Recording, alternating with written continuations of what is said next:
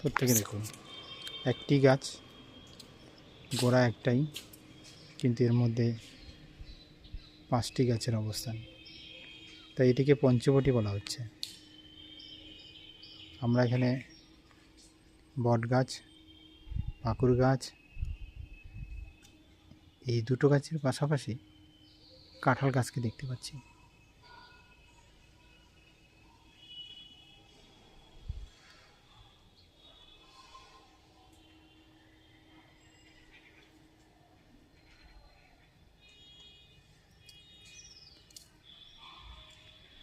এই কাঁঠাল গাছের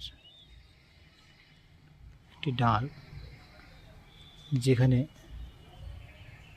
নিম গাছের পাতা দেখা যাচ্ছে, তাহলে 4টি গাছ হলো। আরেকটি হচ্ছে এই ঝিরিঝিরি পাতা, জানি না এই গাছের নাম কি, একই সঙ্গে 5টি গাছ, তাই এটাকে পঞ্চবটি বলে আখ্যায়িত করা হয়েছে। এটি পূর্ব বর্ধমানের কালনায় অবস্থিত।